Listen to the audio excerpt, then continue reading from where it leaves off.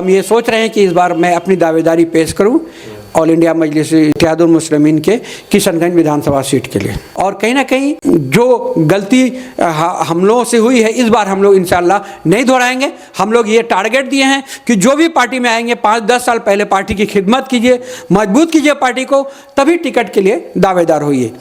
आज़ादी के बाद से आज तक हमने तो झोलियों भर भर कर वोट दी कांग्रेस और इन सेकुलर पार्टियों को, लेकिन वो हमारे इस इलाके के लिए काम करने के बजाय सिर्फ हम लोगों को ठगने का काम किए। बहुत ही अफसोस होता है कि नीतीश कुमार जी बार बार जब किशनगंज क्षेत्र में आते हैं तो वो कहते हैं कि ये जिला मेरा है। आप ये बताइए नीतीश कुमार जी कि ये जिला आपका है तो आपने इस जिला में क्या काम किया जो आपके लोगों को हम जिताने का काम करें। पूरे बिहार में आप मेडिकल कॉलेज दे रहे हैं, सिर्फ किशनगंज को आप छांट दे रहे हैं, तो कहीं ना कहीं तो हमारे लोगों के साथ तो बेवकूफ़ बनाने की राजनीति। वो कह रहे हैं कि हमने तो किशनगंज में अल्पसंख्यक आवासीय विद्यालय दिया है। अल्पसंख्यक आवासीय विद्यालय कोई बहुत बड़ी चीज़ नहीं हो गई है कि अल्पसंख्यक आवासीय विद्यालय, ये हमारे पूर्वजों ने जो ज़मीन दे के रखी थी उसमें आपने अल्पसंख्यक विद्यालय बना दिया, उससे कुछ नहीं हो सकता है। हमें हमारा एएमयू चाहिए, हमें हमारा यहाँ पे अच्छा जो है इंस्टीट्यूट चाहिए, हमें अच्छा स्कूल चाहिए। जो सरकार थी हम लोगों ने पांचों के पांचों विधायक हम लोग जो निस्वार्थ समर्थन किए, इसके बावजूद भी हमारे 4 विधायक को तोड़ा गया।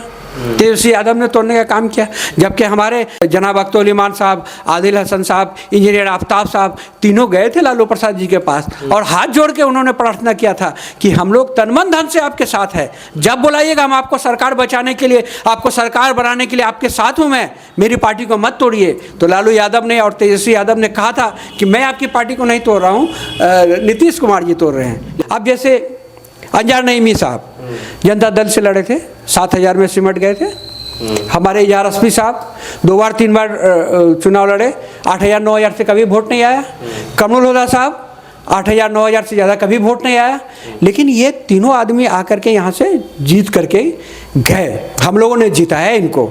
तो ये कहीं ना कहीं उनका चेहरा नहीं था, ये MIM का चेहरा था। ऐसे लोगों को जिताने का काम नहीं कीजिए जो आज आएंगे, जीतेंगे, आपका वोट लेंगे और आपके वोट को जाकर के विधानसभा में बेच देंगे, पार्टी चेंज कर लेंगे, इधर से उधर चले जाएंगे। मैं इस्तीफा पत्र लेकर के गया और मैंने इस्तीफा मैडम सोनिया गांधी को सौंपा due to AMU centre Kishanganj में नहीं बनने का मुद्दा को लेकर के कि मैडम 2009 में आप आए थे किशनगंज में और चुनाव में आपने बाज़ाब्ता विधिवत घोषणा की थी, उसका CD भी मैंने दिया उनको और उन्होंने कहा कि मैडम आपने 2 घोषणा किया था और 2 में अगर एक भी अगर हम नहीं कर सकते तो हम चुनाव में जाने के लायक नहीं हैं। और फिर आप ये कहेंगे कि जिला अध्यक्ष एक नौजवान बनाया और नौजवान जिला अध्यक्ष के नेतृत्व में एक बार हमारा MP जीत के आया, दूसरी बार हार जाएगा।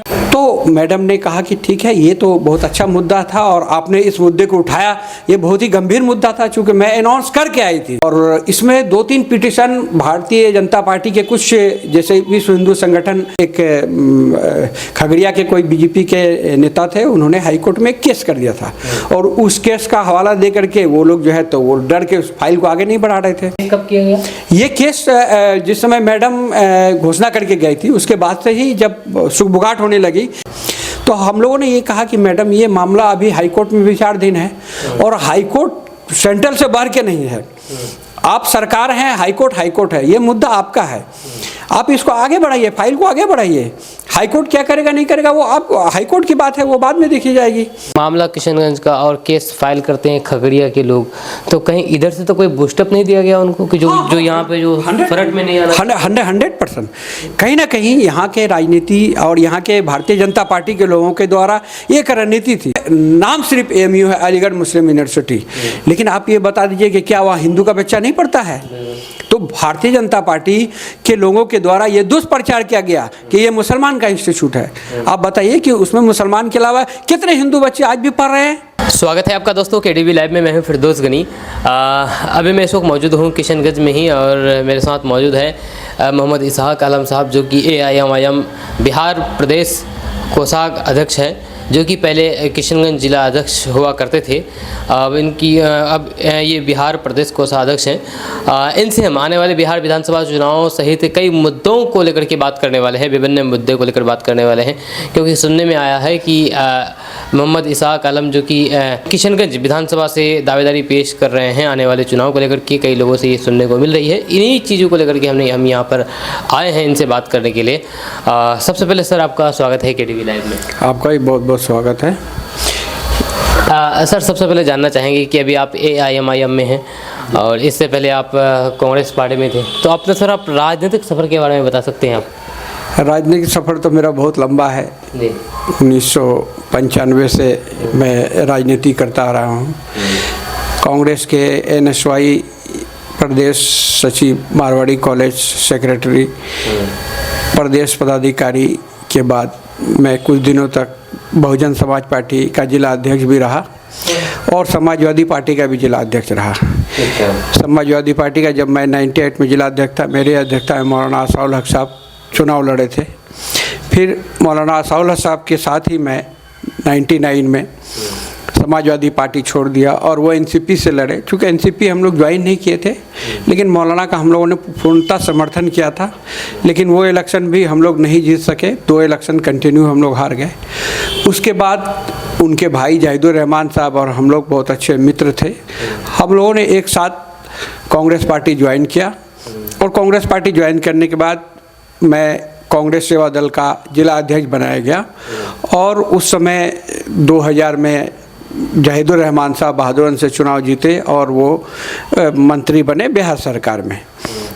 और उसके बाद से हमारा कांग्रेस में कंटिन्यू लगातार योगदान रहा और बहुत बढ़ चढ़ के हमने हिस्सा लिया। जाहिदुर रहमान साहब को भी जिताने के लिए बहादुरगंज में हमने बहुत बढ़ चढ़ के हिस्सा लिया। और उसके बाद हमारे कामों को देखते हुए 2006 में कांग्रेस कमेटी ने मुझे किशन जिला का जिला अध्यक्ष निर्वाचित किया। निर्वाचित हुए, बयाबता चुनाव हुआ था, उसमें हमने निर्वाचित हुआ। उसके बाद कंटिन्यू 5 साल रहते हुए फिर दोबारा निर्वाचित हुए। उसी दरमियान में क्योंकि 2006 में जब मैं कांग्रेस का जिला अध्यक्ष बनाया था तो यहाँ ना कोई एक MLA था ना कोई एक MP था। यहाँ तस्लीमुद्दीन साहब हुआ करते थे RJD से, केंद्र में मंत्री थे। कांग्रेस का यहाँ बिल्कुल सीट खाली था। हमने नौजवानों को जोड़ा, युवाओं को जोड़ा और कांग्रेस को मजबूत किया ज़मीनी स्तर से। कांग्रेस की स्थिति ये हो गई कि हमने 2 विधायक और पार्लियामेंट में मौलाना आसाउल हक साहब को जिता करके भेजा, जो कंटिन्यू 10 साल MP रहे और 10 साल मैं भी कंटिन्यू जिला अध्यक्ष रहा।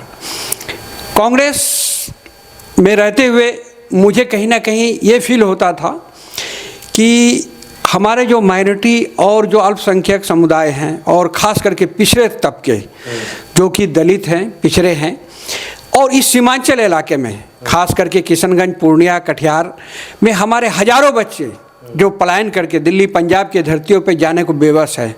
हमारे यहाँ के लोगों को किसी भी तरह का बीमारी के लिए कोई इलाज का कोई अच्छा सेंटर नहीं है और इलाज के लिए ये लोग दिल्ली और अदर स्टेटों में जाने के लिए बेबस हैं।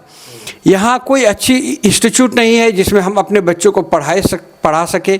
हमारे बच्चे मैट्रिक करने के बाद अच्छी तालीम के लिए यहाँ से पलायन करके बड़े शहरों की ओर रुख करते हैं। तो कहीं ना कहीं मुझे ये लगता था कि आज़ादी के बाद से आज तक हमने तो झोलियों भर भर कर वोट दी कांग्रेस और इन सेकुलर पार्टियों को, लेकिन वो हमारे इस इलाके के लिए काम करने के बजाय सिर्फ हम लोगों को ठगने का काम किए। तो उसी वक्त हम लोगों को एक ऐसा लगा कि जब बैरिस्टर असदुद्दीन ओवैसी साहब पार्लियामेंट में बोलते थे तो लगता था कि हमारा कोई रहबर है जो हमारे लिए कुछ कर सकता है। और उस वक्त तो खुशी का कुछ ठिकाना नहीं रहा जब इस सीमांचल की धरती पे वो ने आने का और इस सीमांचल की धरती पे चुनाव लड़ने का ऐलान किया। मुझे बहुत ही खुशी हुई और मैं कांग्रेस को खैराबाद कह करके मैं छोड़ करके स्वेच्छा से मैं MIM में आया और तब से लेकर के आज तक निस्वार्थ रूप से MIM के लिए मेहनत करता आ रहा हूँ और अब तक कर रहा हूँ।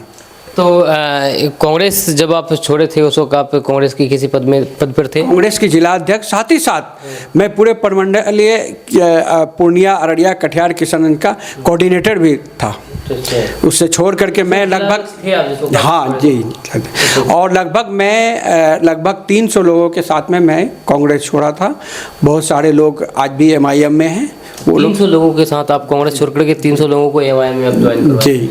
तो MIM बेसिकली कहा जाए तो MIM ज्वाइन आप किस मतलब क्यों किए? जैसे कि असदुद्दीन ओवैसी के बातों से प्रभावित होकर या फिर कांग्रेस से नाराज होकर के? नहीं, देखिए दोनों बात थी। कहीं ना कहीं कांग्रेस की भी नाराज़गी थी, इसलिए कि हम इस इलाके की लड़ाई के लिए एएमयू के मुद्दे पे बहुत बड़ा आंदोलन भी किया। हम लोगों ने एक लड़ाई भी लड़ी जिसमें हमारे अख्तर ईमान साहब भी साथ थे, मौलाना असाउल हक साहब भी साथ थे। चूँकि 2009 के पार्लियामेंट के चुनाव में जब मौलाना असाउल हक साहब चुनाव लड़ रहे थे तो मैडम सोनिया गांधी आई थी और मेरे अध्यक्षता में ही वो चुनाव हो रहा था और जिलाध्यक्ष में था कांग्रेस का। और मैडम सोनिया गांधी ने यहाँ ऐलान किया था 2 चीज़ बनाने का। सबसे पहला उनका अनाउंसमेंट था कि मैं अलीगढ़ मुस्लिम यूनिवर्सिटी की स्थापना करूंगी, दूसरा था एम्स की साख को मैं यहाँ दूंगी। और इसी 2 मुद्दे पे हम लोगों ने चुनाव लड़ा, लेकिन सरकार भी बनी केंद्र में। 2009 से 2014 तक हम लोग सरकार में रहे, लेकिन सरकार के लास्ट पड़ाव तक जब एएमयू का कुछ सुगबुगाहट नहीं पता चला तो मैं दिल्ली गया। दिल्ली जा करके मैं मौलाना से भेंट किया। मैंने कहा कि भाई अब हम लोग चुनाव में कैसे लग जाएंगे, किस मुद्दे को लेकर के जाएंगे। हम लोगों का सबसे बड़ा मुद्दा था एएमयू का, हम लोगों का सबसे बड़ा मुद्दा था एम्स का, हम लोगों का सबसे बड़ा मुद्दा था हमारे सीमांचल के नौजवान जो आज दिल्ली पंजाब में काम करने को विवश हैं, उसके लिए हम लोग रोजगार का साधन लाना चाहते थे। हम इस सीमांचल में खास करके जो एसडीओ ऑर्गेनाइजेशन हम लोगों ने बनाया था, सुरजापुरी डेवलपमेंट ऑर्गेनाइजेशन, उसके तहत में हम सुरजापुरियों को आरक्षण देना चाहते थे। लेकिन आज तक हमारा जो है ओबीसी में दर्जा केंद्र में हमको नहीं मिल पाया। इसके लिए भी हम लोगों की लड़ाई थी। हम लोगों ने इस बात को बहुत जोरदार तरीके से उठाने का काम किया। मौलाना असाउल हक साहब भी बोले कि नहीं, ये बात तो आप सही बोल रहे हो इसाक बाबू, और ये तो बहुत गहरा ही मुद्दा है, कैसे क्या किया जाए। तो आप एक बार मैडम से मिलो और मिल करके बात करो। तो हम लोग मैडम से टाइम मांगा। मैडम 3 दिन के बाद मुझे टाइम मिला और मैडम के पास गया और मैं एक रिजनेशन लेटर लेकर के साथ में गया। इस्तीफा पत्र, जी, मैं इस्तीफा पत्र लेकर के गया और मैंने इस्तीफा मैडम सोनिया गांधी को सौंपा due to AMU centre Kishanganj में नहीं बनने का मुद्दा को लेकर के कि मैडम 2009 में आप आए थे किशनगंज में और चुनाव में आपने बाज़ाब्ता विधिवत घोषणा की थी। उसका सीडी भी मैंने दिया उनको, सीडी बना करके उस समय चूँकि हाँ उसका सीडी मैंने दिया उनको। और उन्होंने कहा कि मैडम आपने 2 घोषणा किया था और 2 में अगर एक भी अगर हम नहीं कर सकते तो हम चुनाव में जाने के लायक नहीं हैं। और फिर आप ये कहेंगे कि जिला अध्यक्ष एक नौजवान बनाया और नौजवान जिला अध्यक्ष के नेतृत्व में एक बार हमारा एमपी जीत के आया, दूसरी बार हार जाएगा, तो आप तो सारा दोषारोपण मुझे कीजिएगा। इसलिए आप मेरा इस्तीफ़ा ले लीजिए और मुझे आप किसी दूसरे पद पर रहिए, मैं कांग्रेस में रहूँगा और सेवा करता रहूँगा। मैडम बोली, अरे ऐसा मैं बोल के आई थी, ठीक है मैं अभी पता करती हूँ। तुरंत उन्होंने उस समय जो मानव ह्यूमन रिसोर्स मिनिस्टर थे उनको कॉल लगाया, उनको बोला कि आप मुझे तुरंत मिलो आकर के बात करो। बोले कि ठीक है अध्यक्ष जी, आप ये इस्तीफ़ा अपना रखिए और मैं इस पर कार्रवाई करके मैं आपको देता हूँ। आप 2-4 दिन दिल्ली में रुक सकते हो? बोला हाँ मैडम, मैं इस काम के लिए आया हूँ 2-4 दिन, कि आप 10 दिन रुकने कहेंगे मैं रुकूंगा। बोले ठीक है, आप 2-4 दिन वेट करो, मैं सारा चीज़ लाइन अप करके मैं आपको बात करती हूँ। उसके बाद 3 दिन तक मैं दिल्ली में ही था। अचानक मेरे पास फ़ोन आया एआईसीसी से, 24 अकबर रोड से, कि आपको 10 जनपद में बुलावा आया है, आप जो है कल सुबह 10:30 बजे 10 जनपद पहुंच जाइए। मैं 10 जनपद पहुंचा। संजोग से फ़ोन आने के 10 मिनट बाद ही मौलाना असाउल हक साहब का ही फ़ोन आया। उन्होंने कहा कि मैडम का भी फ़ोन आया था मैडम के यहाँ से और कल जो है 10:30 बजे बुलाया। तो मैंने कहा कि मुझे ही बुलावा हुआ है। तो संजोग से हम लोग उन्हीं के गाड़ी में साथ में गए, हम लोग गए जा कर के मिले मैडम से। तो मैडम ने कहा कि ठीक है, ये तो बहुत अच्छा मुद्दा था और आपने इस मुद्दे को उठाया, ये बहुत ही गंभीर मुद्दा था। चूँकि मैं अनाउंस करके आई थी और अनाउंस करने के बाद मैं इस मुद्दे को मैं भूल गई, तो गया हम लोगों को ये चीज़ पे काम करना चाहिए। और इसमें 2-3 पिटीशन भारतीय जनता पार्टी के कुछ जैसे विश्व हिंदू संगठन और जो अभी जो अखिल भारतीय विद्यार्थी परिषद के द्वारा कुछ हाईकोर्ट में कुछ केस कर दिया गया था। उस केस को लोगों ने मुद्दा बना करके इसको ताखिर किया, लेट किया। तो हमने कहा कि मैडम ये केंद्र का मामला है। केस कब किया गया? ये केस जिस समय मैडम घोषणा करके गई थी उसके बाद से ही जब सुगबुगाहट होने लगी कि पूरे इंडिया में 3 सेंटर एएमयू का बनेगा, एक किशनगंज में, एक मुर्शिदाबाद में, एक मल्लापुरम में। तो किशनगंज में यहाँ के जो एक खगड़िया के कोई बीजेपी के नेता थे, उन्होंने हाईकोर्ट में एक केस कर दिया था और उस केस का हवाला दे करके वो लोग जो है तो वो डर के उस फाइल को आगे नहीं बढ़ा रहे थे। तो हम लोगों ने ये कहा कि मैडम ये मामला अभी हाईकोर्ट में विचाराधीन है और हाईकोर्ट सेंट्रल से बाहर के नहीं है। आप सरकार हैं, हाईकोर्ट है, ये मुद्दा आपका है। आप इसको आगे बढ़ाइए, फाइल को आगे बढ़ाइए। हाईकोर्ट क्या करेगा नहीं करेगा वो आप हाईकोर्ट की बात है, वो बाद में देखी जाएगी। तो मैडम ने इस बात को कहा कि ठीक है, मैं इस पर बहुत ही गहन मंथन विचार कर रही हूँ, आप लोग भी अब तैयारी कीजिए और मैं जल्द ही इस पर कुछ अच्छा रिजल्ट दूंगी। उसके बाद संयोग से करीब महीने दिन के बाद मैडम ने कहा कि मैं आ रही हूँ किशनगंज और आकर के इसका शिलान्यास करूँगी। मैडम आई, आकर के उन्होंने शिलान्यास किया और उन्होंने घोषणा किया कि 125 करोड़ रुपया मैं AMU के लिए मैं देती हूँ। उसके बाद वो चली गई, चुनाव लड़ा हम लोगों ने, चुनाव में हम लोग जीते, मौलाना जीते। लेकिन अफसोस की बात यह है कि 125 करोड़ की घोषणा करने के बाद भी मैडम सिर्फ 5 करोड़ रिलीज हुआ उस समय। लेकिन उस समय हमारे जो किशनगंज के DM थे फिराक अहमद साहब, अल्लाह उनको बहुत ऊपर में अच्छा मुकाम दे, अभी वो हयात से हैं, और उन्होंने समझिए कि बहुत ही मेहनत किया AMU के साख को यहाँ पे स्टार्ट कराने के लिए। और उनको गया और 2-4 कहीं से फंड ला करके उन्होंने घेराबंदी वगैरह भी करवा दिया, कुछ कराया, बहुत सारे से मेहनत करके वो चालू करवा दिए किसी तरह से। लेकिन केंद्र की सरकार जो है, बाद में पता चला कि 5 करोड़ रुपया आ रही थी, लेकिन वो कोई अनाउंसमेंट की तरह नहीं आया था। तो हमें अफसोस हुआ कि केंद्र में 10 साल सरकार रहने के बाद भी UPA सरकार, जब हम लोग झोलियाँ भर भर कर वोट देते हैं कांग्रेस को, आज़ादी के बाद से आज तक कांग्रेस ही यहाँ से जीतती आई, और कांग्रेस अगर नहीं जीती तो हमारी सेक्युलर पार्टी जनता दल और जनता पार्टी जीतती आई। सिर्फ एक बार भाजपा गलती से सैयद शाहनवाज को जीता यहाँ से, वो भी ट्रायंगल फाइट के कारण हो सका था, लेकिन हमेशा से कांग्रेस और सेक्युलर पार्टियाँ जीती।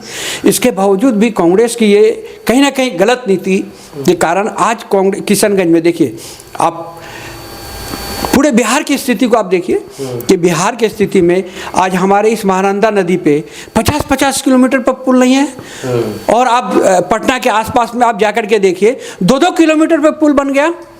नालंदा में आप देखिए कितना प्रोग्रेस हो गया। तो कहीं ना कहीं ये हमारे किशनगंज के साथ अत्याचार और हमें एवॉइड करने का काम किया गया, जिसके लिए हमारे कांग्रेस के नेता, हमारे सांसद, विधायक सब दोषी हैं। इसलिए मुझे लगा कि कांग्रेस में रह करके मैं कम से कम इस इलाके के लिए लड़ाई नहीं लड़ सकता। कांग्रेस ने मुझे गाड़ियाँ भी दे रखी थी, कांग्रेस पार्टी का मैं गाड़ी में भी चलता था, लेकिन मुझे लगा कि मैं गाड़ी में रह करके सुख सुविधा में रह करके मैं अपने कौम को के साथ गद्दारी नहीं कर सकता। मैंने गाड़ी लौटा दिया और मैं अपने पद से रिजाइन दे करके मैं AMU के मुद्दे को उठाते हुए और किशनगंज के क्षेत्रीय मुद्दे को उठाते हुए मैंने कांग्रेस को खैराबाद कर दिया, और उसके कुछ दिनों के बाद ही मैं AIMIM में असदुद्दीन ओवैसी और जनाब अख्तरुल साहब के नेतृत्व में मैं ज्वाइन किया, और तब से लेकर के आज तक मैं इस सीमांचल की लड़ाई लड़ रहा हूँ। और चूँकि अख्तरुल साहब भी एक सीमांचल की आवाज़ को उठाते रहे, और संजोग से 2015 के चुनाव के बाद उन्होंने मुझे जिलाध्यक्ष बनाया, और बखूबी 9 साल में जिलाध्यक्ष रहा। 2015 का चुनाव हुआ, 2015 में हमने 5 सीटें जीती जनाब अख्तरुल साहब के नेतृत्व में, और मैं भी जिलाध्यक्ष के अपने कमान में रह करके हम लोगों ने ये जिताने का काम किया। उसके बाद मेरी ये सोच थी कि हम किशनगंज और सीमांचल और किशनगंज के आसपास में कुछ अच्छा काम करूं, तो जनाब अख्तरुल साहब ने मुझे प्रमोशन देते हुए प्रदेश कोषाध्यक्ष बनाया। चूँकि हम ये चाहते थे कि हम इस इलाके के लिए कुछ काम कर सके, हमने अपने स्तर से बहुत काम किया, और जो भी जिस वक्त भी मेरे पास जो भी लोग आए, चाहे मेडिकल से संबंधित आए, चाहे जिला से DM के यहाँ कोई मसला हो, किसी भी तरह का किसी मुद्दे पे आए हो, कोई भी ये नहीं बोल सकते हैं कि मैं इसाक आलम के पास गया और आप मेरे दरवाजे से वो वापस हुए हों। कहीं ना कहीं किसी न किसी तरह से उनकी हर तरह से मदद की गई, और हमने मदद करने का हर संभव प्रयास किया हर समय। सर, एक चीज़ जानना चाहेंगे, जैसे कि आपने भी बताया कि खगड़िया के कोई BJP नेता थे जो इस मामले पर AMU के मामले पर केस फाइल किया, तो कौन वो नेता है जो आप मतलब कि कोई है जो नाम पता है जो बता? देखिए, नाम तो मुझे याद था, लेकिन अभी मेरा मिस माइंड हो रहा है, क्योंकि हम लोग बाज़ाब्ता भाषण में भी उसको बोला करते थे उस नेता को, लेकिन वो बहुत बड़ा नेता नहीं थे, वो एक मामूली सा कार्यकर्ता थे।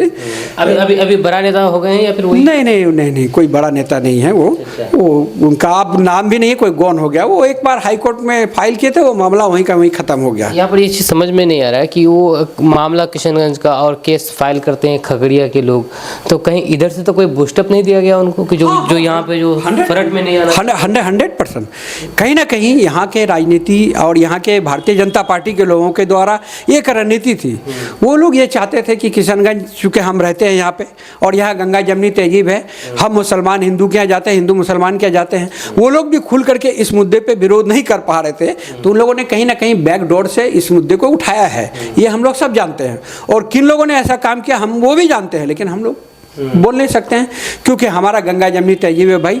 हम तो सब कौम और हर धर्म और हर मजहब को लेकर के चलते हैं। क्योंकि आज एएमयू बनता तो एएमयू में नाम सिर्फ एएमयू है, अलीगढ़ मुस्लिम यूनिवर्सिटी, लेकिन आप ये बता दीजिए कि क्या वहाँ हिंदू का बच्चा नहीं पढ़ता है? तो भारतीय जनता पार्टी के लोगों के द्वारा ये दुष्प्रचार किया गया कि ये मुसलमान का इंस्टीट्यूट है। आप बताइए कि उसमें मुसलमान के अलावा कितने हिंदू बच्चे आज भी पढ़ रहे हैं अलीगढ़ मुस्लिम यूनिवर्सिटी में, आप जाके देख लीजिए। तो कहीं ना कहीं अफसोस की बात है कि अब कांग्रेस में भी काफ़ी लंबे समय, बहुत लंबे समय से रहे, 18 साल कांग्रेस में, 18 साल कांग्रेस में, लेकिन कभी आपने चुनाव लड़ने की मतलब ख्वाहिश नहीं जताई, इच्छा नहीं जताई? कांग्रेस में 2010 और 2015 में दोनों बार मैं एकदम किशन विधानसभा से पूरी तैयारी में था और पूरी तैयारी कर रहा था। लेकिन कहीं ना कहीं उस समय डॉक्टर जावेद साहब ठाकुरगंज से लड़ते थे, तो मुझे लगा कि वो इंटरफेयर नहीं करेंगे, लेकिन वो 2010 में ठाकुरगंज छोड़ करके अपना और वो किशनगंज से आगे लड़ गए। तो उस समय जो है हमें ये कहा गया कि भाई आप बहुत नौजवान हैं। उस समय मेरी आयु 23-24 साल थी ही। तो हमारे सेंट्रल लीडर ने कहा कि जनाब इसाक साहब, अभी आपकी बहुत लंबी आयु है, अभी आप कुछ दिन काम कीजिए, अगली बार जो है हम लोग आपको टिकट देंगे। तो हम जो है तो उस समय बहुत मेहनत किए थे और पार्टी को किशनगंज ज़िले में तैयार किए थे और यहाँ से MP MLA जिताने का काम किए। लेकिन उसके बाद हम सेंट्रल लीडरशिप की बात को सुनते हुए हम मान गए उस समय 2010 में। 2015 में भी हमने पूरी कोशिश की, लेकिन 2015 में भी चूँकि वो सिटिंग थे डॉक्टर जावेद साहब, हमें भी ये था कि डॉक्टर जावेद साहब को ही मिलना है, क्योंकि सिटिंग का टिकट कांग्रेस में कम से कम तो आज तक हिस्टोरी में एक आध छोड़ करके नहीं कटता आया है। ये मुझे भी पता था, क्योंकि उसमें जो है तो खानदानिया और वंशवाद की राजनीति सबसे ज़्यादा कांग्रेस, और आज के डेट में उसी राह पे बीजेपी भी चल रही है और भी पार्टियाँ चल रही हैं। सर, सुनने में है कि आप किशनगंज विधानसभा से AIM की टिकट पर दावेदारी पेश कर रहे हैं। कहाँ तक ये बात सच है, और अगर ये बात सच है तो क्या कहना चाहेंगे, किन मुद्दों पर इस बार चुनाव लड़ेंगे? देखिए, हम तो 2015 में MIM में आए और अभी 2025 होने जा रहा है। 10 साल मैंने MIM की खिदमत की। MIM में रह करके हमें जो भी काम दिया गया ईमानदारी पूर्वक, तन मन धन से हमने पूरी ईमानदारी से काम किया और हमने कभी भी आज तक कोई टिकट उकट नहीं मांगा। लेकिन इस बार 2015 में मैं चाहता हूँ कि इस इलाके के लिए मुझे एक पद और एक जिम्मेदारी मिलनी चाहिए, ताकि मैं कुछ काम कर सकूं, ताकि मैं इस सीमांचल के लोगों की हक और लड़ाई को विधानसभा में उठा सकूं। इसीलिए हम ये सोच रहे हैं कि इस बार मैं अपनी दावेदारी पेश करूं ऑल इंडिया मजलिस इत्तेहादुल मुस्लिमीन के किशनगंज विधानसभा सीट के लिए। सर, एक चीज़ यहाँ पर देखा जाए तो AIM में ये चीज़ इनकी कमजोरी है या कुछ और, क्योंकि 2020 के विधानसभा चुनाव में बहुत से पहले दावेदार थे जो कि शुरुआत से AIM के लिए काम करते थे, लेकिन उनको टिकट ना दे करके ऐसे लोगों को टिकट दिया गया जो कि हाल फिलहाल ही पार्टी ज्वाइन की। जो पुराने दावेदार थे उनको नज़रअंदाज कर दिया गया। तो इस बार भी कहीं ऐसा तो नहीं होगा? देखिए, इस बार तो ऐसा 100% नहीं होगा, इसलिए कि पिछली बार हम लोगों ने जो गलती की है वो गलती इस बार नहीं होना चाहिए। अब हम लोगों ने ये नियम बनाया है, हमारे जो हम लोगों के हरदिल अजीज लीडर है जनाब अख्तर उल इमान साहब, बैरिस्टर सदुद्दीन अवी साहब की भी इच्छा है कि हम लोग सीट कम जीते और वर्कर ज़्यादा बनाएं। पिछली बार हम लोगों ने ये था कि हम लोग सीट जीतना चाहते थे और हम लोगों ने कोशिश की, और इसमें ऐसा बात भी नहीं है कि हम जिन लोगों को लेके आए वो लोग बहुत लंबे वोट लेके आए थे या कभी MLA रहे थे। अब जैसे अंजार नईमी साहब जनता दल से लड़े थे, 7,000 में सिमट गए थे। हमारे इजार अस्मी साहब 2 बार 3 बार चुनाव लड़े, 8,000 9,000 से कभी वोट नहीं आया। कमरुल हुदा साहब 8,000 9,000 से ज़्यादा कभी वोट नहीं आया, लेकिन ये तीनों आदमी आकर के यहाँ से जीत करके गए, हम लोगों ने जीता है इनको। तो ये कहीं ना कहीं उनका चेहरा नहीं था, ये MIM का चेहरा था। लेकिन हम लोग उस समय, चूँकि हमारे पास भी संगठन उस तरह से तैयार नहीं था, हम लोग ज़मीनी स्तर पे काम तो कर रहे थे, लेकिन हमारे पास लीडरशिप ऐसा मजबूत नहीं था जो हम चुनाव लड़ा सके और जीत सके। इसलिए हम लोगों ने ऐसे लोगों पे विश्वास किया, लेकिन उन लोगों ने हमको ठगने का काम किया। लेकिन जनता, आज जिन लोगों ने ठगा है, जनता उनको ठगेगी। हम 5 जीत के गए थे, 4 वो भाग गए। इंशाल्लाह इस बार 4 गुना 5 गुना जीतेंगे इस बार। लेकिन यहाँ पर फिर सवाल ये आता है कि क्या 4 विधानसभा में एक भी कैंडिडेट आपको पुराना कैंडिडेट नहीं मिला जो पार्टी से जुड़े हुए हों, चाहे कोचादामन हो, बहादुरगंज हो, या फिर बायसी हो, या जोकीहाट, इन सभी विधानसभा में जितने भी उम्मीदवार जीते उस बार 2020 के विधानसभा चुनाव में, सभी के सभी नए थे, कोई पुराने कार्यकर्ता नहीं थे। तो क्या 4 विधानसभा में कोई भी ऐसा कोई कार्यकर्ता नहीं था जो पुराना हो? मैं एक ही बात कह रहा हूँ कि हम लोग उस समय आए थे और हम लोग की स्ट्रेटेजी थी कि हम लोग चुनाव जीते और जीतने वाले कैंडिडेट को हम लोग उतारे। कैंडिडेट तो हमारे पास तो हर विधानसभा में 5-10 प्रत्याशी थे। उस समय भी आपको जोकीहाट से कम 4 प्रत्याशी थे, आपको बायसी से 5-6 प्रत्याशी थे, बहादुरगंज से 5-6 प्रत्याशी थे, आपके कोचादामन से कई प्रत्याशी थे, किशन से कई प्रत्याशी थे। लेकिन अफसोस की बात यह है कि हम लोगों ने उन लोगों पे विश्वास किया। हम लोगों को लगा कि ये लोग हमारे साथ आएंगे और सीमांचल की लड़ाई को आगे बढ़ाएंगे।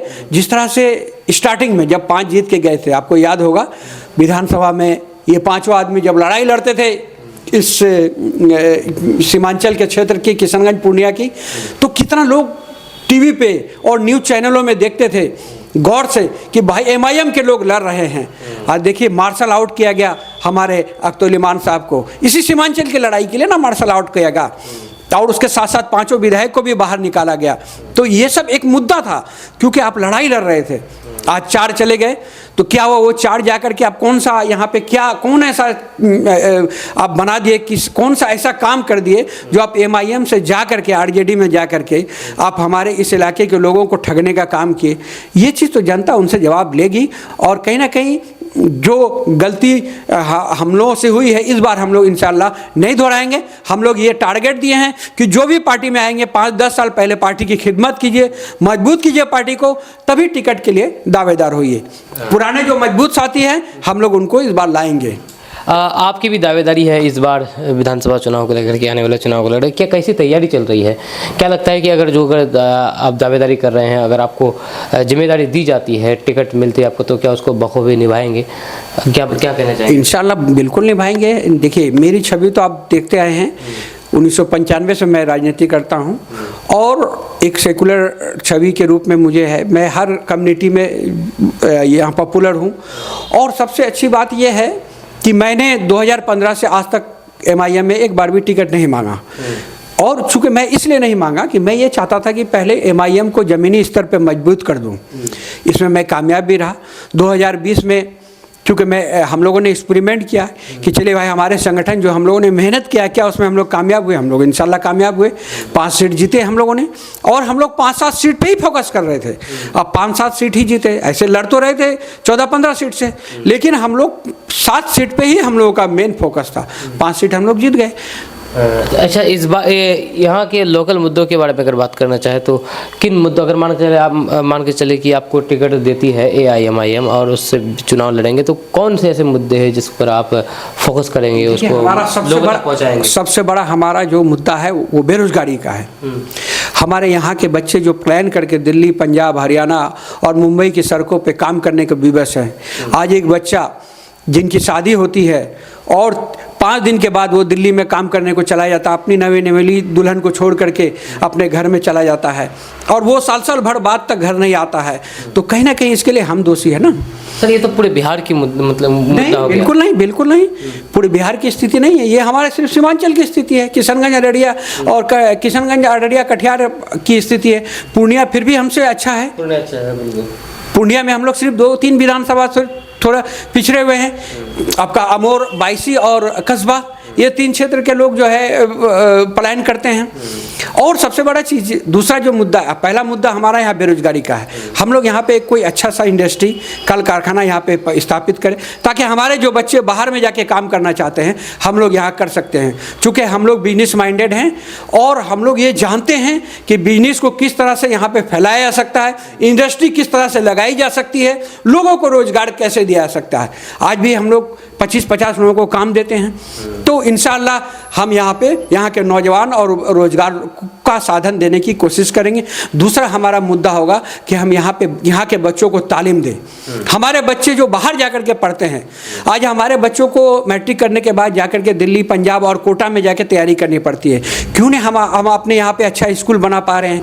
क्यों नहीं हमारे यहाँ पे कोई अच्छा इंस्टीट्यूट बन पा रहा है? जो हमारे बच्चे बाहर में जाके पढ़ रहे हैं वो हमारे बच्चे हमारे घर में रह करके, घर का माँ बाप के साथ रह करके पढ़ाई करके अच्छी तालीम हासिल करके जाए। दूसरी तीसरा जो हमारा सबसे अहम मुद्दा है वो हमारा है यहाँ की जो हॉस्पिटल, अच्छा एक हॉस्पिटल होना चाहिए। क्योंकि यहाँ मेडिकल कॉलेज है, लेकिन अफसोस की बात है कि मेडिकल कॉलेज राजनीति का अखाड़ा बन गया है और सारे लीडर कोई भी उस पर खुल के बोलना नहीं चाहते हैं। मैं तो शुरू से बार बार बोलता रहता हूँ कि भाई मेडिकल कॉलेज को राजनीति से दूर कर दीजिए, लेकिन वो राजनीति का ऐसा अखाड़ा बन गया है कि वहाँ के लोगों को आज जो है तो बीजेपी शीर्ष पदों पर बैठाना पसंद कर रही है। तो कहीं ना कहीं अफसोस की बात है कि हम लोग ऐसे हेल्थ इंस्टीट्यूट को, तो चूँकि वो अपना प्राइवेट मेडिकल कॉलेज है, हम लोग उसमें बहुत ज़्यादा मुदाखलत भी नहीं कर सकते हैं। तो इसलिए हम लोग ये चाहते हैं कि हमारी सरकार, हम लोग एक अच्छा इंस्टीट्यूट बनाए ताकि हमारे यहाँ के जो बीमार हैं वो दिल्ली एम्स में या बेंगलोर या हैदराबाद जाने को मजबूर नहीं हो, वो यहीं पे इलाज कराए, यहीं पे उनकी बीमारियों का इलाज हो, अच्छा इंस्टीट्यूट हो, 10, 20, 40 डॉक्टरों का एक टीम बना करके एक अच्छा हॉस्पिटल बनाया जाए, सरकार कुछ अच्छा फंडिंग दे यहाँ पे। इस मुद्दे पे हम काम करना चाहते हैं। चौथा जो काम है वो, चूँकि हमारे यहाँ नदियों का जाल बिछा हुआ है और नदी 3 महीना 4 महीना पूरा हमारा जो किशनगंज और सीमांचल है ये नदियों से तबाह रहता है और 4 महीना हम लोग इस तरह से बेबस हो जाते हैं कि हम लोग घर से निकलने को लाचार हो जाते हैं। बाढ़ सैलाब हमारे यहाँ पे आता है। कहीं ना कहीं इस मुद्दे पे भी हम लोग को काम करने की ज़रूरत है कि आखिर बाढ़ सैलाब आ कहाँ से रहा है, इसके लिए हम लोग रोकथाम के लिए कोई अच्छा काम क्यों नहीं कर पा रहे हैं। आज़ादी के बाद से हम लोगों ने, केंद्र में हमेशा से सरकार हमारी रही, अभी तो बीजेपी से 10 साल से सरकार में है, इससे पहले तो हमेशा से कांग्रेस की सरकार रही, हमेशा से secular party Janata Dal you की सरकार, जनता दल की सरकार रही, राष्ट्रीय जनता दल की सरकार रही। मैं इन नेताओं से पूछना चाहता हूं कि आप लोगों ने किशनगंज की धरती पे कोई ऐसा इंस्टीट्यूट लाने का काम क्यों नहीं किया। इसके लिए हमारी लड़ाई होगी और जो हमारी नदियां हैं उनको, इनका सैलाब को कैसे रोका जाए, नेपाल से जो पानी आती है उसको कैसे रोका जाए, बाढ़ की समस्याओं से कैसे रोका जाए, कटाव जो हमारे जो बस्ती के लोग घर के घर लोग परेशान तबाह हो जाते हैं। आज देखिए हलामला में आज कटाव से लोग, हजारों लोग विस्थापित हो गए, आपको पता ही होगा। और आज काफ़ी लोग जो है अपने घर छोड़ करके दूसरे जगहों में जाके बसने के लिए परेशान हैं, विवश हो गए। तो कहीं ना कहीं ये हम लोगों की डेमेरिट्स है, हम लोग भी मजबूर हैं, चूँकि हम MIM के लीडर जरूर हैं लेकिन हमारे पास ऐसा कोई पावर नहीं है, ऐसा कोई झुंझुना नहीं है, ऐसा कोई जादू की छड़ी नहीं है जिसे मैं घुमा दूँ और मैं सब समस्याओं का समाधान कर दूँ। उसके लिए 243 का हिस्सा बनना पड़ेगा। 243 में हमको अगर 10 दे दीजिए ना, हम सरकार का हिस्सा बनेंगे। और एक वादा हमारा सीमांचल की धरती, चूँकि हमको हमेशा से यहाँ एक सेकुलर पार्टियों के द्वारा ये बताया जाता है कि MIM जो है वो भाजपा की बी टीम है। लेकिन ये चीज़ को मैं बताना चाहता हूँ कि आप ये इतिहास ले लीजिए आज तक कि ऑल इंडिया मजलिस इत्तेहादुल मुस्लिमीन आज तक कभी भी, ना फ्यूचर में ना पास्ट में, बीजेपी या अनसेकुलर पार्टियों को मदद नहीं कर सकती है। वो जब भी मदद करेगी केंद्र में या बिहार में, वो ऐसी ही पार्टियों को मदद करेगी सरकार बनाने में जो कि भारतीय जनता पार्टी को हटाने का काम करेगी, या फिर सेकुलर मिजाज की जो भी सरकार आएगी हम उसकी मदद कर। जो सरकार थी हम लोगों ने 5 के 5 विधायक हम लोग जो निस्वार्थ समर्थन किए, इसके बावजूद भी हमारे 4 विधायक को तोड़ा गया। तेजस्वी यादव ने तोड़ने का काम किया, जबकि हमारे जनाब अख्तर ईमान साहब, आदिल हसन साहब, इंजीनियर आफ्ताब साहब तीनों गए थे लालू प्रसाद जी के पास और हाथ जोड़ के उन्होंने प्रार्थना किया था कि हम लोग तन मन धन से आपके साथ हैं, जब बुलाइएगा हम आपको सरकार बचाने के लिए, आपको सरकार बनाने के लिए आपके साथ हूँ मैं, मेरी पार्टी को मत तोड़िए। तो लालू यादव ने और तेजस्वी यादव ने कहा था कि मैं आपकी पार्टी को नहीं तोड़ रहा हूँ, नीतीश कुमार जी तोड़ रहे हैं। लेकिन अफसोस है मुझे कि तोड़ने का काम लालू जी और तेजस्वी यादव जी ने किया। सर, आपने नदी की बात कही है, नदी कटाव की बात। यहाँ पर बैरबन्ना गांव जो कि मोतिहारा तालुका पंचायत में आता है, आपके ही विधानसभा किशनगंज विधानसभा में बेलवा के बगल में है, और यहाँ पर नदी कटाव काफ़ी तेज़ी के साथ हो रहा है। लोगों ने, वहाँ के जो ग्रामीण है, कई बार जिला प्रशासन को और फिर जनप्रतिनिधियों को आवेदन दे देकर थक चुके, लेकिन कोई भी आज तक देखने नहीं गया है।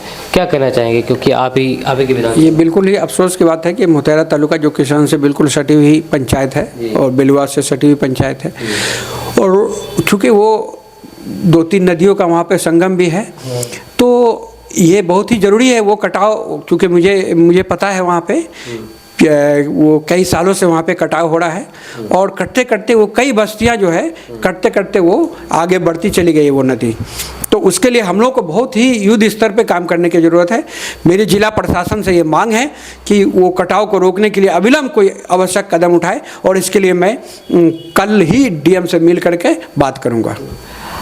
सर, एक यूपी के मुख्यमंत्री जी हैं योगी आदित्यनाथ, उन्होंने उर्दू को लेकर के बहुत मतलब कि ऐसा बयान दिया है जो कि दिलों को चोट पहुंचने वाली है, जो कि उर्दू प्रेमी हैं। तो आप क्या कहना चाहेंगे इस बारे में, क्योंकि ये कहा जाता है कि एक शेर है कि उर्दू को हम एक रोज़ मिटा देंगे जहाँ से, कम वक्त ये बातें भी उन्होंने उर्दू में कही है। आपका इसके बारे में क्या कहना है? यही तो मुझे कहना है कि आप चाहे कोई भी भाषण ले लीजिए, कोई भी सम्मेलन ले लीजिए, किसी भी वक्ता को अच्छा भाषण देने के लिए उर्दू का शब्द का इस्तेमाल करना ही होगा और शायर का इस्तेमाल करना ही होगा। तो बिना उर्दू के शायरी के, बिना उर्दू के लफ्ज़ के जब हमारी भाषण, जब हमारी तकरीर, जब हमारा सभा कामयाब नहीं हो सकता है, तो उर्दू को मिटाने वाले खुद मिट जाएंगे। उर्दू को मिटाने वाले खुद मिट जाएंगे। उर्दू कोई धर्म का लैंग्वेज नहीं है। आप अपने दादा परदादाओं से पूछिएगा, हमारे गांव में, जहाँ इस जगह जहाँ पे मैं रहता हूँ, हमारे परदादा जी बताते थे, जान मोहम्मद साहब, कि हमारे यहाँ 3-4 पंडित हुआ करते थे जो कि उर्दू में बहुत ही अच्छी राइटिंग लिखते थे, और वही पंडित लोग जो है उर्दू को ट्रांसलेट भी करते थे, उर्दू से हिंदी को। जबकि हमारे वंशज लोग कम पढ़े लिखे भी हुआ करते थे, वो लोग नहीं जानते थे। लेकिन वो लोग ये बताते हैं कि मुसलमानों से ज़्यादा उर्दू के जो लिखने वाले, बोलने वाले, सबसे ज़्यादा जानकार वो हिंदू और सनातन धर्म के लोग होते थे। तो ये अगर इस उर्दू को अगर सिर्फ मुसलमानों के या एक जात धर्म के रूप में अगर देखा जाता है, तो ये उससे ये सबसे बड़ी बेवकूफ़ी बात है। और हमारे मुख्यमंत्री जी जो यूपी के हैं, आपको पता ही है कि वो किस टाइप के आदमी हैं और किस सोच के आदमी हैं। अगर उनको पूरे देश अगर चलाने के दे दिया जाए, तो देश को वो कितने टुकड़े में बांट देंगे, तो उनका तो कहना ही है। इसलिए अगर देश को अगर बचाना है, तो ऐसे मुख्यमंत्रियों को इस देश से हटाने की ज़रूरत है। उर्दू के बारे में बात की तो ये भी बात कर देते हैं कि मदरसा के जो शिक्षक हैं उनकी सैलरी रुकी हुई है बहुत दिन से, काफ़ी ज़्यादा परेशान हैं। क्योंकि अगर काम करते हैं ये उम्मीद से कि मुझे महीने पर सैलरी मिले जो हम अपना घर पर रोजी रोज़गार चला सके, लेकिन अगर सैलरी ही रोक दिया जाए तो मतलब मुसीबत तो आनी तय है। क्या करना चाहेंगे? देखिए, ये तो बहुत ही अफसोस की बात है। हमारे नीतीश कुमार जी हमेशा से मदरसा शिक्षकों की बड़ी ही तारीफ़ करते हैं और बहुत ही बोलते हैं कि मैं तो ये करता हूँ, मैं करता हूँ। मुझे बहुत ही अफसोस हो रहा है कि नीतीश कुमार के सरकार में अगर हमारे मदरसा बोर्ड के टीचरों का अगर सैलरी रुकता है तो बहुत ही अफसोस की बात है। नीतीश कुमार जी से मांग करता हूँ कि हमारे मदरसा बोर्ड के शिक्षकों की जो सैलरी रुकी हुई है उसे अविलंब दिया जाए, और अगर इसको अगर ज़्यादा दिन तक अगर रोकेंगे तो हम लोग इसमें अविलंब आंदोलन करने पे बाध्य होंगे। हम लोग रोड पे उतरेंगे, हमें आमरण अनशन और बिहार बंद का आयोजन करना पड़ेगा। हाल फिलहाल ही बिहार बजट पेश किया गया जो कि ऐतिहासिक है, 3,17,000 करोड़, जो कि सबसे ज़्यादा बजट पेश किया गया बिहार में अब तक। लेकिन किशनगंज के लिए कुछ भी नहीं दिया गया। किशनगंज के बगल पूर्णिया एयरपोर्ट के बारे में घोषणा की गई, लेकिन किशनगंज में जीरो कोड़ी फूटी कोड़ी, क्या कहना चाहेंगे आप? देखिए, मैं तो पहले ही से कहता हूँ कि चाहे सेकुलर पार्टियां जितनी भी हो, तो वो चूँकि जानती है कि किशनगंज के लोगों को सिर्फ यहाँ के लोगों को अशिक्षित रखो, यहाँ को लोगों को रोज़गार मत दो, ना यहाँ कोई अच्छा हॉस्पिटल दो, तभी यहाँ के लोग जो है डर कर, और यहाँ पे एक डरा करके राजनीति को हमेशा से किया जाता है। सेकुलर पार्टी के लोग क्या कहते हैं कि वो देखो भाजपा के लोग, आरएसएस के लोग आ रहे हैं, अगर तुम मुझे वोट नहीं दोगे तो ये लोग जीत के चला जाएगा और बीजेपी की सरकार बन जाएगी। हम लोग भी डर जाते हैं कि हम लोग बीजेपी को जिताने के लिए और बीजेपी को हराने के लिए और अन्य पार्टियों को जिताने के लिए हम लोग जो है एक तरफ होकर के वोट दे देते हैं। लेकिन हम लोग को अब ये सोचने की ज़रूरत है कि बदलाव करने की ज़रूरत है, क्योंकि हम लोग अगर डर की राजनीति के साथ, अगर ठीक है बीजेपी को आप मत दीजिए वोट, बीजेपी से आपको डर है और बीजेपी को देना भी नहीं चाहिए, क्योंकि बीजेपी देश जलाओ पार्टी है। ये देश को बांटने का काम करने का काम कर रही है, ये हर धर्म को तोड़ने का काम कर रही है। आप बताइए कि इसके लिए हम लोग को कहीं ना कहीं ये सोचने की ज़रूरत है कि जब सेकुलर पार्टी हम लोगों को काम नहीं कर पा रही है तो हम लोग बार बार कांग्रेस को ही क्यों जिताए, हम बार बार राष्ट्रीय जनता दल को ही क्यों जिताए। तो हम लोगों ने कहीं ना कहीं पे ये गलती हम लोग के लोगों को भी होती है और हम लोगों पे होती है कि हम लोग वोट देते समय हम लोग सिर्फ डर की राजनीति देख रहे हैं। इसी के कारण आज जो है किशनगंज में नीतीश कुमार जी और भारतीय जनता पार्टी की सरकार, बहुत ही अफसोस होता है कि नीतीश कुमार जी बार बार जब किशनगंज क्षेत्र में आते हैं तो वो कहते हैं कि ये जिला मेरा है। आप ये बताइए नीतीश कुमार जी कि ये जिला आपका है तो आपने इस जिला में क्या काम किया जो आपके लोगों को हम जिताने का काम करें। आप जब मदरसा के बोर्ड के शिक्षकों का तनख्वाह रोक देते हैं, जब आप बजट में होता है तो किशनगंज को सबसे ज़्यादा इग्नोर कर देते हैं, पूरे बिहार में आप मेडिकल कॉलेज दे रहे हैं, सिर्फ किशनगंज को आप छांट दे रहे हैं, तो कहीं ना कहीं तो हमारे लोगों के साथ तो बेवकूफ़ बनाने की राजनीति। वो कह रहे हैं कि हमने तो किशनगंज में अल्पसंख्यक आवासीय विद्यालय दिया है। अल्पसंख्यक आवासीय विद्यालय कोई बहुत बड़ी चीज़ नहीं हो गई है कि अल्पसंख्यक आवासीय विद्यालय, ये हमारे पूर्वजों ने जो ज़मीन दे के रखी थी उसमें आपने अल्पसंख्यक विद्यालय बना दिया, उससे कुछ नहीं हो सकता है। हमें हमारा एएमयू चाहिए, हमें हमारा यहाँ पे अच्छा जो है इंस्टीट्यूट चाहिए, हमें अच्छा स्कूल चाहिए, हमें यहाँ पे कुछ अच्छी योजनाएं चाहिए, हमें यहाँ सरकारी गवर्नमेंट मेडिकल कॉलेज की चाहिए, हमें एम्स की एक शाख चाहिए, बस यही सब हमारी डिमांड। और हमारे यहाँ पे ऐसे 10 कल कारखाने स्थापित कीजिए जिसमें कम से कम 10-10 हज़ार लोगों को एक एक कल कारखाने में रोजगार मिल सके। अंत में आप क्या कहना चाहेंगे अपने विधानसभा क्षेत्र के लोगों से, जो आपकी दिल की बात हो आप शेयर करना चाहें तो? देखिए, मैं इतना ही कहना चाहता हूँ कि जो ईमानदारी पूर्वक रह करके पार्टी और समाज का खिदमत करे, ऐसे लोगों को आप जिताने का काम कीजिए, ऐसे लोगों से बचिए जो आपको बेचने का काम करते हैं। और राजनीति में आज की राजनीति बहुत ही गंदी हो गई है, राजनीति शब्द ही गाली है एक तरह से, और आज के नई जनरेशन में लोग राजनीति की तरफ नहीं आना चाहते हैं। आज नए बच्चों से मैं पूछता हूँ तो वो लोग राजनीति की तरफ नहीं जाना चाहते हैं। वो उनका कहना है कि मैं डॉक्टर बन जाऊंगा, इंजीनियर बन जाऊंगा, आईएएस बन जाऊंगा, आईपीएस बन जाऊंगा, लेकिन मुझे नेता नहीं बनना है। क्यों बेटा, आपको नेता क्यों नहीं बनना है? जब मैं उनसे पूछता हूँ तो वो लोग कहते हैं कि राजनीति मतलब है गाली। आप राजनीति में कितनों भी ऐसे ही काम कर दीजिए, लेकिन जनता के नज़रों में आप गिरे हुए हैं। तो कहीं ना कहीं हम लोग अपने किशनगंज के लोगों को और किशनगंज की जनता को, मतदाताओं को मैं ये कहना चाहता हूँ कि अच्छे लोगों को लाइए, यहाँ से अच्छे लोगों को जिताइए, ताकि ईमानदारी पूर्वक आपके लिए लड़ाई लड़ सके, जमीन से लेकर के विधानसभा तक लड़ाई लड़ सके, सांसद तक लड़ाई लड़ सके, और आपके इस सीमांचल की, खास करके किशनगंज की, जो हमारे बाढ़, सैलाब, हमारे अशिक्षा, हमारे जो बेरोजगारी के मुद्दे को सही तरीके से विधानसभा और पार्लियामेंट में उठा सके, ऐसे लोगों को आप जिताने का काम कीजिए। ऐसे लोगों को जिताने का काम नहीं कीजिए जो आज आएंगे, जीतेंगे, आपका वोट लेंगे और आपके वोट को जाकर के विधानसभा में बेच देंगे, पार्टी चेंज कर लेंगे, इधर से उधर चले जाएंगे। चलिए, आपका बहुत बहुत शुक्रिया। जैसे कि आपने कही कि युवाओं को राजनीति में आना चाहिए। एक तौर पर देखा जाए तो युवाओं को भी मौका दिया नहीं जा रहा है राजनीतिक पार्टियों के द्वारा।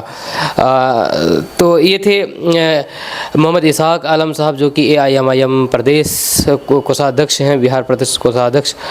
हम दोनों के बीच में जो भी बातें हुई है आने वाले बिहार विधानसभा चुनाव को लेकर के और विभिन्न मुद्दों को लेकर के, आप इसके बारे में क्या राय रखते हैं? आप नीचे कमेंट बॉक्स में कमेंट करके अपना राय जरूर व्यक्त कर सकते हैं। इस वीडियो को यहाँ पर एंड कर देते हैं। मैं हूं फिरदौस गनी, आप देख रहे हैं KTV लाइव। मिलते हैं नेक्स्ट वीडियो के साथ। जय हिंद, जय भारत।